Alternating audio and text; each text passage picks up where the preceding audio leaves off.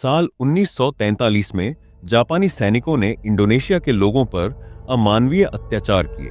उसी दौरान नीदरलैंड से आई एक युवती इवाना ने स्थानीय ग्रामीणों की जान बचाई, लेकिन उसे यह अंदाजा भी नहीं था कि जिन लोगों की उसने मदद की वही लोग उसे अशुभ मानकर जापानी सैनिकों को सौंप देंगे। विश्वासघात से टूट चुकी इवाना का दिल पूरी तरह पत्थर हो जाता है और वह मन ही मन सबको श्राप देती है कि चाहे उसे भूत ही क्यों न बनना पड़े, वह बदला जरूर लेगी।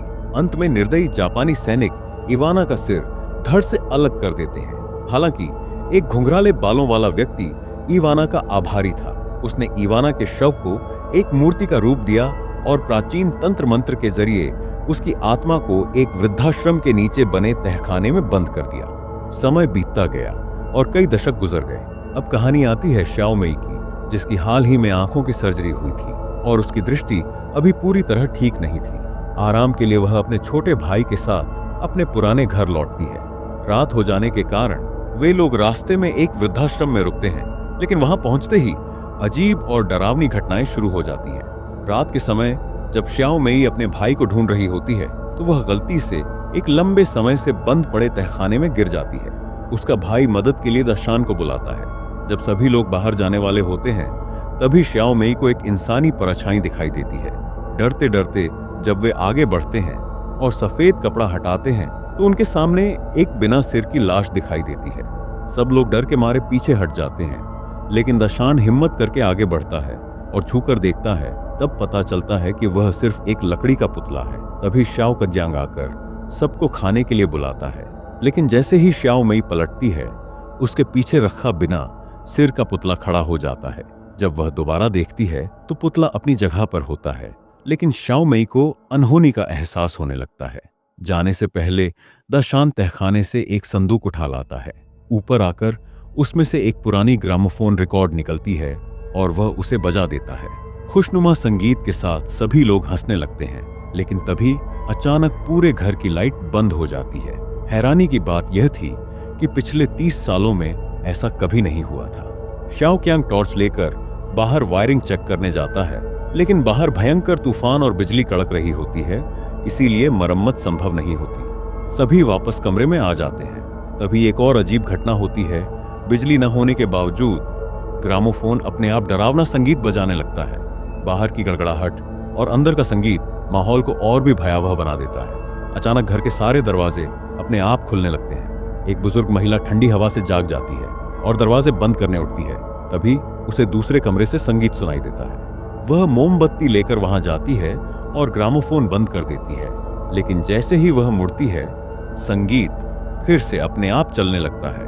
वह दोबारा उसे बंद करती है, तभी उसके पीछे से एक लकड़ी का पुतला तैरता हुआ निकल जाता है। 80 साल की उम्र में इतना डर उसने कभी नहीं देखा था। डर के मारे वह अपने पोते का नाम पुकारते हुए रसोई की ओर भागती है, जहां उसे लगता है कि खाने की ट्रॉली गिर गई है। वह उसे उठाने लगती है, लेकिन तभी एक बेहद खौफनाक घटना घटती है। अगली सुबह जब सभी लोग जागते हैं तो देखते हैं कि जो लकड़ी का पुतला कल तहखाने में था वह अब सीधे ड्राइंग रूम के बीचों बीच बैठा हुआ है। दशान को लगता है कि यह श्याओ कज्यांग की शरारत है। इसी बात पर दोनों के बीच बहस शुरू हो जाती है। इसी दौरान बाहर खड़ी श्याओ मेई को अचानक तेज खून की बदबू महसूस होती है।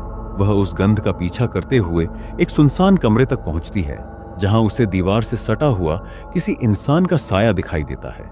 जैसे ही वह पास जाकर देखने की कोशिश करती है, उसका पैर फिसल जाता है और वह जोर से जमीन पर गिर पड़ती है।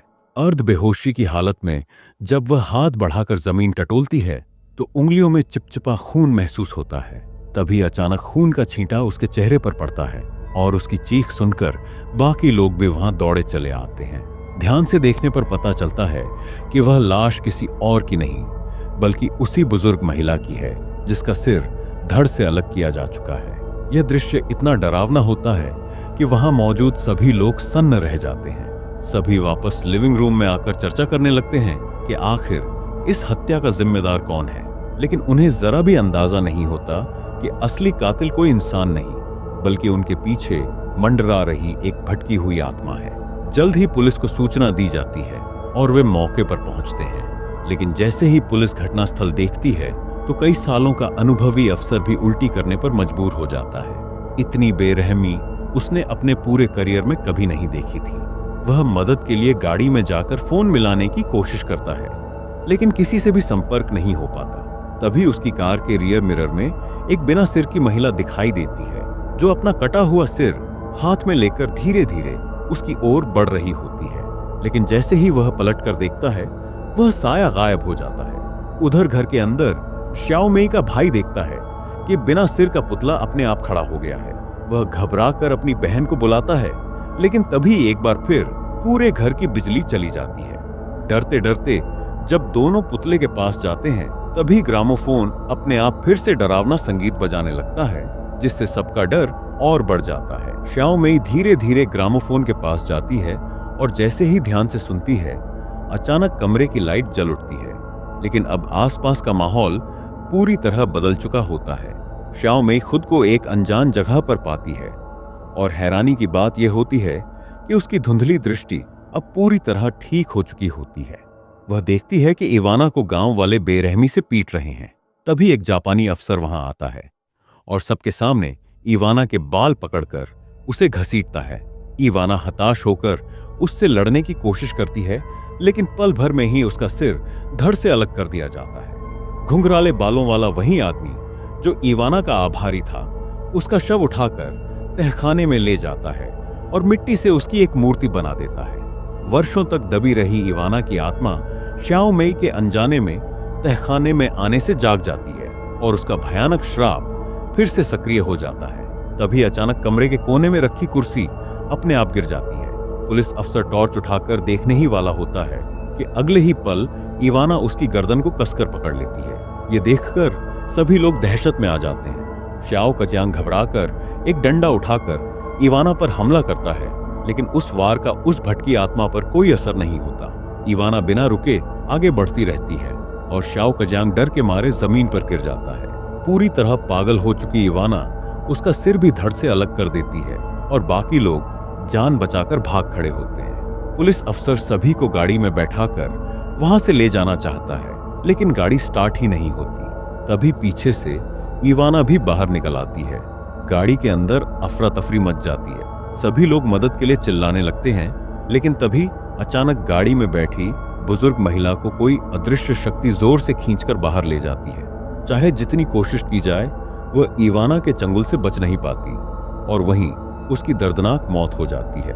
इसके बाद दर्शान गाड़ी से उतरकर इवाना पर हमला करने की कोशिश करता है, लेकिन वह एक आम इंसान था और एक भटकी हुई आत्मा से लड़ना उसके बस की बात नहीं थी। अंत में उसकी भी जान चली जाती है।